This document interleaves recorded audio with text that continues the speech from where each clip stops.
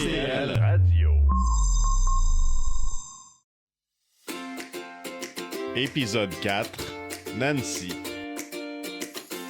Allô, moi c'est Nancy La Rochelle, directrice des services cliniques à la Villa Saint-Léonard depuis bientôt presque 9 ans. Plus les 10 ans. Plus les 10 ans. C'est une jeunesse qui est là quand même pour... comme un petit peu, je fais du pouce sur ce que Yvon disait tout à l'heure. Je suis une vieille de la vieille, là. Tu sais, moi, j'ai commencé en 96 à la Maison Job. À faire du bénévolat.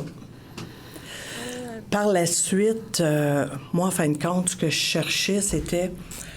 Je voulais essayer de comprendre c'était quoi l'alcoolisme, la dépendance, parce que moi, je suis venue d'une famille qui avait des problèmes alcool, drogue, médicaments.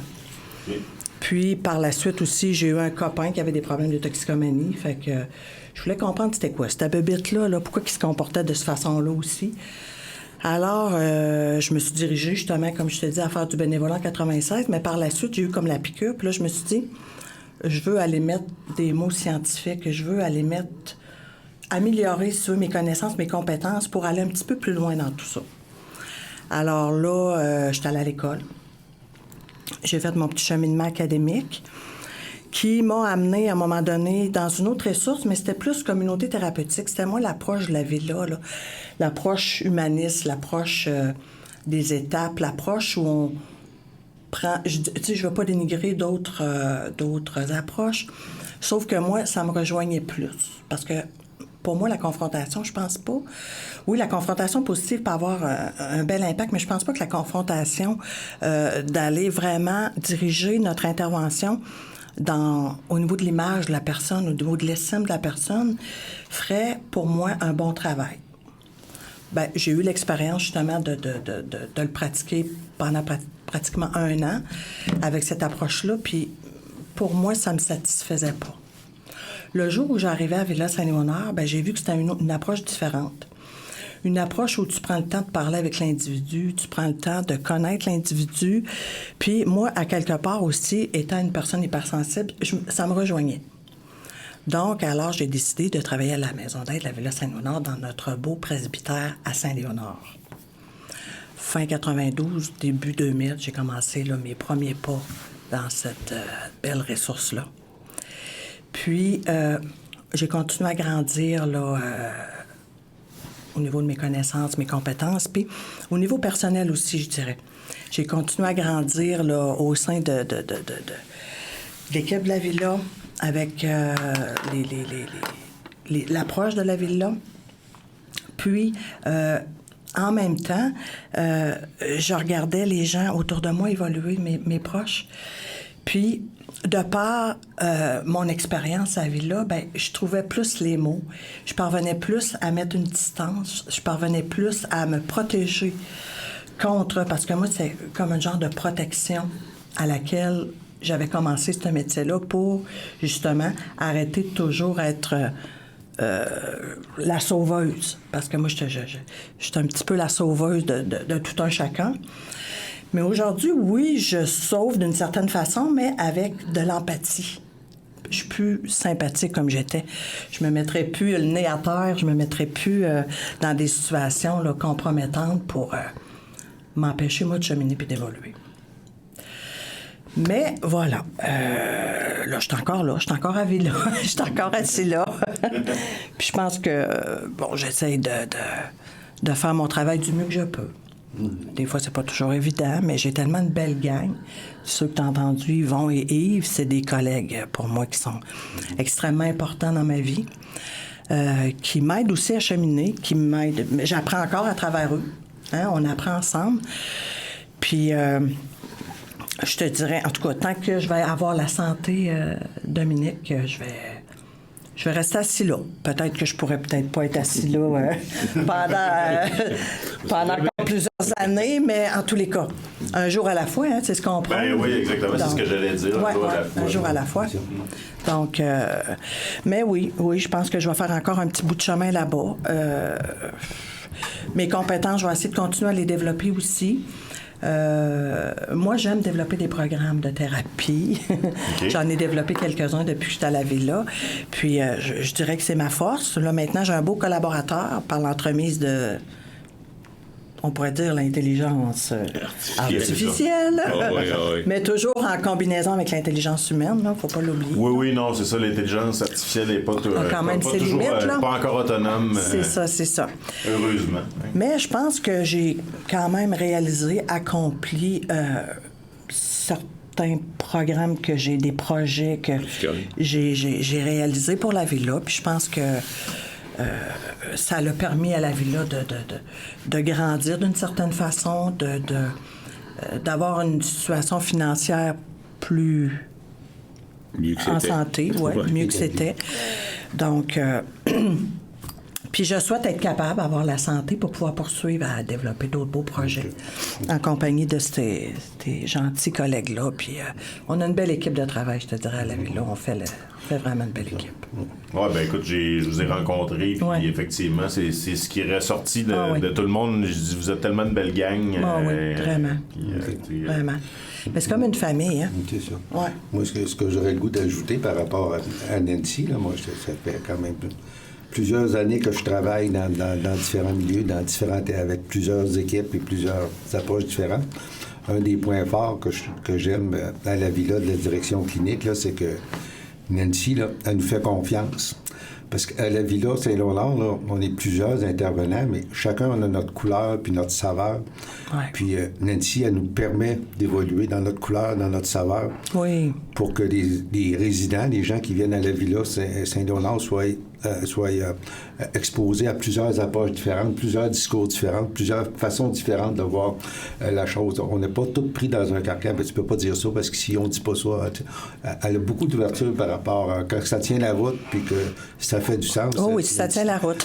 Nancy, elle est toujours en arrière de nous, puis elle nous permet d'avoir notre couleur, notre diversité. Personnalisée, oui. Les gens qui viennent à la Villa Saint-Laurent sont exposés à des discours très différents puis très complémentaires les uns les autres. En fait, c'est la même chose, mais avec différents points de vue. C'est ça. Hein? La personne, tout le monde, on va leur parler de leur maladie, de la dépendance, etc., mais avec notre point de vue. Fait que les gens peuvent faire vraiment le tour de la chose parce qu'ils ont différents points de vue sur la même bête. Moi, je l'appelle la bête. La dépendance, je l'appelle la bête. Ah oui. Fait que tout le monde a différents points de vue sur la bête puis différentes façons de l'aborder puis de la regarder. Fait que je pense que c'est ça qui fait la force de la Villa Saint-Léonard. Puis les gens nous disent souvent, en tout cas, on a souvent des commentaires très, très positifs là, sur la diversité des points de vue que les gens reçoivent, puis sur la solidité de l'équipe. Là, je pense que c'est un de nos points forts, parce que moi, ça m'est dit souvent. Puis ça, c'est grâce à Nancy. Là. Nancy, elle cultive ça même, de s'assurer que les gens sont capables de livrer leur plein potentiel. Elle nous fait confiance, puis elle nous encourage. Oui, bien, vous rendez bien la marchandise aussi, parce que je n'ai que des bons commentaires aussi. Tu sais, je fais pas juste vous permettre je vais quand même prendre des informations, je vais à la pêche à savoir, bon, avec l'atelier à Yves, comment ça s'est passé ce matin? Ça a-tu bien été? Qu'est-ce que ça t'a donné de plus? Ça t'a-tu donné un petit quelque chose de plus? Qu'est-ce que tu as appris avec l'atelier de Yves ce matin? Qu'est-ce que tu as appris avec l'atelier de Yvon? Fait que je n'ai que des bons commentaires. De toute façon, tu sais, on parle, on regarde vos contenus. Je regarde ton contenu, je regarde le contenu d'Yvon. Bon, vous avez... En tout cas, en ce qui me concerne, vous n'avez plus besoin de faire vos preuves, là, on s'entend. Donc, je l'entends haut et fort que j'ai une belle équipe de travail. Chacun, vous avez vos couleurs. Chacun, vous avez vos forces, vos connaissances, vos compétences. Puis, mise en commun, là, ça fait vraiment là, un beau package deal. Puis on donne quelque chose de bien à la ville. Oui. Hein? Il y a beaucoup d'intervenants qui ont au-dessus de 10-15, peut-être 10-15 ans d'expérience. Là. La plupart des centres, comme je disais, dans le communautaire, ils ont changé de job en dedans de 5 ans. Là. Il n'y a pas beaucoup de centres, puis aussi des petits groupes qu'on a chez nous, c'est familial. Les intervenants ne sont pas cachés dans les bureaux. Là. On mange avec eux autres, on va dehors à la terrasse, on est tout le temps avec eux autres. Ils ont 12, 13, 14, 15 dans la maison. Tu sais, les ententes de service qu'on a avec les autres, avec les CIUS, ça nous permet d'opérer à 12, 13, 14, 15 résidents, parce qu'à cette heure, les petits centres, il n'y en a plus, quasiment. Là. C'est 35, 40, c'est pas la même dynamique. Fait que c'est pour ça que les résidents aiment ça venir à Villa. Plusieurs vont chuter, on le sait, là, que c'est pas... Le taux de réussite n'est pas de 100%. Là. Puis ils reviennent tout le temps à villa. Ils vont jamais ailleurs. On a tout le temps. Ceux-là qui vont ailleurs, ils disent non, la villa, c'est pas battable. Là. Ils développent leur appartenance. Non, c'est ça. Puis c'est chambre tout seul, c'est en campagne, ils ont accès à la cuisine comme ils veulent, la nourriture. Fait que c'est évidemment, vu que c'est une plus petite place, côté plus humain, donc. C'est ça. Chacun a leur intervenant désigné, hein? Un matin, il y en a un qui était là, puis il était venu un an ou deux. Ah, je suis content que tu sois encore là. Je me demandais si c'était encore ici un matin. Là. Fait que c'est ça, là. Fait que le monde, des fois, il appelle, puis il demande que les intervenants sont encore là. Ils vont encore là, Yves est encore là. C'est ça, puis Benoît. Il y a beaucoup d'expérience à la ville-là. Fait que. Puis ça, ben, c'est tout notre honneur. Pour ça que le centre va aussi bien. Puis que... Oui, absolument. C'est ça. Puis pour ceux qui sont volontaires, comme ils vont dire, je ne veux pas te couper la parole. Non. Ils veulent revenir nous voir pour faire de la thérapie, mais outre ça, on offre un suivi post-cure aussi. Fait que pour ceux qui sont volontaires et qui veulent vraiment poursuivre dans leur plan d'action là, des objectifs qui se sont fixés avec leur intervenant là, à la base, bien, ils peuvent revenir 3 mois, 6 mois. Puis il y en a même qui viennent un peu plus longtemps. Fait qu'il y a un suivi qui est offert par la suite. Après la thérapie. Fait que c'est ça qui est intéressant. Là. Il y a le meeting. Les gens ne sont pas laissés à eux-mêmes, c'est ça. C'est ça, parce que dans le fond, la vraie job commence après la thérapie. Mais c'est là le vrai test. C'est là que ça commence. C'est là que ça commence. C'est ça. Ouais. Ben écoute, c'est encourageant. En tout cas, si les gens reviennent, c'est parce que ça va bien.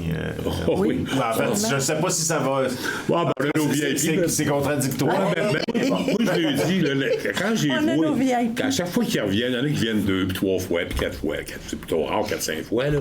Mais je l'ai dit, l'important, c'est que tu sois ici. L'important, c'est de jamais abandonner. Non. Abandonne pas. J'en ai tellement connu qui ont abandonné, puis ils sont plus là, ils sont sur pieds sur terre. C'est ça. Si tu n'essayes pas, tu le sauras jamais. C'est ça. Je suis content que tu sois ici, puis lâche pas. Puis c'est pour ça qu'on les appelle les combattants de la dépendance. Puis même des fois, j'appelle mes guerriers, là, ceux-là qui se fait 4-5 thérapies, puis ils abandonnent pas, puis ils s'en relèvent, puis non, je vais réussir, puis ils abandonnent pas, puis à un moment donné, ça va être la bonne. Là. Mais tu vois, il y a assez écœuré d'être écœuré, là. Peut-être que ça va être la bonne. Là. Fait que moi, ils encouragent tout le temps. Ce que je trouvais drôle quand tu disais, t'étais tanné d'être heureux. Ouais, t'étais tanné d'être bien. Des fois, t'étais tanné d'être bien. Ouais, il y a beaucoup d'auto-sabotage aussi. Là. Chaque cas, c'est différent pour les rechutes. Là. Fait que, il y a des fois, il n'y a pas de cas désespérés, il y a des cas désespérants, mais l'important, c'est de jamais abandonner. On les accueille tout le temps, puis ils sentent qu'ils ne sont pas jugés quand ils reviennent chez nous. Jamais. Au contraire. Là. Des fois, ça leur fait du bien là, de leur dire que non, abandonne pas. Puis, c'est ça, la petite tape sur l'épaule. Oui, quand tu es à la bonne place, puis regarde, ça va être la bonne, celle-là. Là, ça va être la bonne, celle-là. Là. Des fois, quand je fais des rencontres, qu'est-ce que tu vas faire de plus que tu n'as pas fait à l'authérapie? C'est quoi tu vas faire de plus, celle-là? Là? C'est pas voir ce que tu n'as jamais eu, fais ce que tu n'as jamais fait. Là. Einstein le disait. Oui, c'est vrai, Einstein disait. Tu vas avoir des résultats différents. En dépendance, ceux-là qui font les mêmes erreurs en pensant d'avoir des résultats différents, c'est pareil 90% de notre clientèle. Oui, c'est ça. la magie qui est finalement. C'est un peu ça que je voulais parler un peu de la motivation. La loi du moindre effort. C'est vrai que la rechute, ça fait souvent partie du processus de rétablissement. Oui. C'est pas la majorité des gens qui réussissent à arrêter de consommer dans un premier essai. C'est même plutôt, je dirais, l'exception. La plupart des gens ont à passer par un processus de rechute pour... Puis quand ils reviennent à la villa et puis ils disent tout le temps, j'ai rien compris, je recommence à zéro. Je leur dis tout le temps, mais tu recommences pas à zéro, tu continues. Le bagage que tu as acquis, tu l'as déjà acquis. Tu as déjà un acquis, là, tu vas faire tu as fait le 101, là, tu vas faire le cours 102, là, tu vas continuer. Juste un petit écart, mais on continue, il ne faut pas lâcher. À progresser. Puis une des particularités de la villa, c'est que beaucoup de gens qui viennent à la villa, là, quand ils partent de la villa, c'est chez eux. C'est leur nouvelle demeure. La villa, là, c'est chez nous. C'est comme une grande famille. Il y a comme un sentiment d'appartenance, puis il y a une proximité entre les gens, puis avec les intervenants qui fait que ça devient comme un lieu d'attachement. C'est pas froid à la villa. C'est un havre de paix. À la villa, c'est chaud. Hein, c'est un milieu qui est chaud. Il y a beaucoup de relations humaines chaudes. Il y a beaucoup des intervenants avec on développe... Je dirais pas une intimité, mais on développe une proximité avec nos résidents. On les connaît. Puis surtout ceux qui reviennent, on connaît leur histoire, puis on leur pose des questions, puis ils savent qu'ils sont dans notre cœur. Les gens, les gens qui viennent à la villa, ils sentent qu'ils sont dans le cœur des intervenants, qu'ils sont pas juste un numéro pour nous autres, qu'ils sont pas juste une personne. On est là pour faire notre chiffre, partir après. Là, ils savent qu'ils vont rester dans notre cœur même après d'être partis. C'est des beaux humains qu'on accueille. C'est ça, des beaux humains. Puis on leur donne de l'amour, puis on les fait sentir aussi comme des personnes valables, des personnes entières. On leur donne ce sentiment-là pour qu'ils reconstruisent l'estime d'eux autres-mêmes, parce que la plupart des gens arrivent à la villa, ils sont complètement démolis. Sous les talons. L'estime d'eux autres-mêmes. Là. On essaie de rebâtir ça. Là. Des fois, je dis qu'il y a un bas fond, là, mais je pense qu'il y en a là, qui a un sous-sol au bas fond. Oui, c'est ça, le huitième sous-sol. Oui. Il y en a qui arrivent, sont vraiment battus. Là. 8e sous-sol avec un extra dans le sous-sol. Il y en a que c'est triste. La noirceur totale. Oui, parce qu'on a plusieurs lits de service, là, on a qui reviennent souvent dans ces lits-là, mais à un moment donné, il y a comme une ligne à traverser, là, dans Dépendance. Quand tu as traversé sa ligne-là, tu peux pas revenir quasiment. Que ce soit des problèmes de schizophrénie, de cirrhose du foie, syndrome de Korsakoff, pancréas qui lâche, devient diabétique, elle reste dans tes jours à cause des pancréatites avec l'alcool. C'est ça, il y a beaucoup Il y a des lignes là, que tu peux pas revenir. Là. Il y a beaucoup de santé mentale à cette heure aussi, là, avec la consommation, là, avec les drogues synthétiques qu'il y a sur le marché. Là. J'ai jamais vu autant de schizophrénie en dépendance dans les 10 dernières années que j'en ai vu dans tout le reste de ma carrière. On n'avait jamais avant. On avait un de temps en temps médicamenté. À cette heure, c'est régulier. Là. À cette heure, ils mettent du fentanyl dans le ça rend le monde malade. Du produit ménager aussi. Le cannabis est tellement fort en THC, puis les amphétamines d'amphétamines, c'est toutes des drogues qui déclenchent la schizophrénie. Là. Fait que c'est ceux-là qui ont moindrement des antécédents dans la famille, ils développent automatique. C'est triste, mais c'est un peu ça. Oui.